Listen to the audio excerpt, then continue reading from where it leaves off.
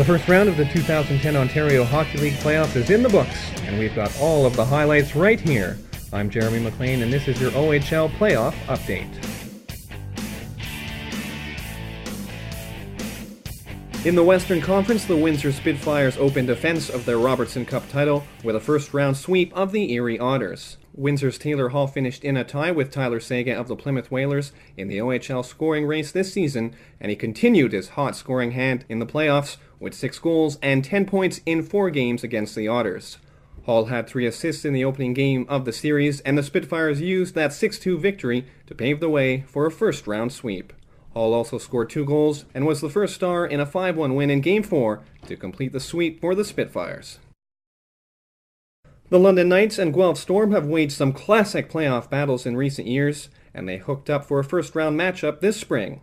The Knights claimed Game 1 on an overtime goal by Nazem Kadri, and then Kadri had a 3-point effort and was the first star in a 4-3 win in Game 2 in Guelph. The Storm battled back for a 5-4 win in London in Game 3, but the Knights took control of the series with an 8-2 win in Guelph in Game 4. London capped off the series with a 6-2 win at home on Friday. Kadri was the top scorer in the first round of the playoffs with 4 goals and 14 points in their 5-game series against Guelph. The Kitchener Rangers are back in the playoffs after missing the postseason last year and took advantage of back-to-back wins in Games 5 and 6 to edge the Saginaw Spirit in 6 games. The Rangers spread out the scoring in their first-round matchup with Jeff Skinner, Julian Chima-Damore, and Jeremy Morin all chipping in with 3 goals. Chris McKinnon was also strong, scoring a goal to go along with 4 assists in the series. Rookie Brandon Maxwell was very good between the pipes for the Rangers, allowing just 12 goals in the 6-game series. The Plymouth Whalers and Sault Ste. Marie Greyhounds also met in the first round. The Greyhounds started out strong with a 3-2 road win to open up the series, but the Whalers came back with 4 straight wins, including an 8-1 drubbing in the Sioux in Game 3 to claim the series in 5 games. Veterans Phil McRae and Ryan Hayes led the way for the Whalers with 11 points each, while Tyler Seguin scored 5 goals and 10 points in the series. The Whalers brought McRae in from the London Knights in January to bolster their lineup for an extended playoff run. He was a standout in the series, especially in the deciding Game 5, when he scored 2 goals, including the game winner late in the second period, and picked up an assist in the win. In the Eastern Conference, both the Barrie Colts and Mississauga St. Michael's Majors scored opening round series sweeps. The Colts finished with a team record 57 wins and 116 points in the regular season, and made quick work of the Sudbury Wolves in the opening round. After an 11-4 win in the series opener, the Wolves held the Colts in check in Game 2, but still dropped a 2-1 decision before 6-2 and 6-3 losses in the final 2 games of the series.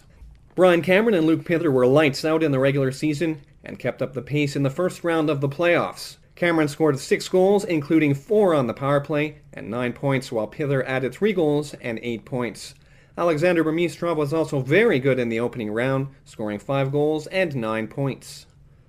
The St. Michael's Majors also cruised through the first round, knocking out the Peterborough Petes in 4 straight games. Majors netminder Chris Carosi won all 4 games in the series, allowing just 6 goals in the 4-game set. He also posted the only shutout of the first round, a 27-save performance in the series-clinching game on Thursday. Sophomore Devontae Smith-Pelly was also outstanding for the Majors, scoring 4 goals and 5 points, including the winning goal in Game 2 of the series. The defensive game was excellent. We clogged up the neutral zone, and when they did have chances, we didn't panic, and we stuck to our game. We were tight in our own zone. We kept them to the outside. I think that's what changed the series. In the nation's capital, the Ottawa 67s cruised to a 4-1 series win over the Niagara Ice Dogs. Ottawa won the first 2 games on home ice and then took control of the series with a 5-4 overtime win in Game 3 in Niagara. The Ice Dogs blew a pair of 2-goal leads in the game before Ryan Martindale ended the game in overtime and pushed the 67s to an insurmountable 3-0 series lead. I just saw an opening down low, and I saw Merritt there, and their winger let me go at the net, and somehow Merritt ended up getting it through to me, and lucky enough I was able to put it in the net. It's hard going home for the summer knowing that your season's done and you're that close to making it on. So we knew that they were a good team in overtime and that we needed to get a quick jump on them, and luckily we were able to do that.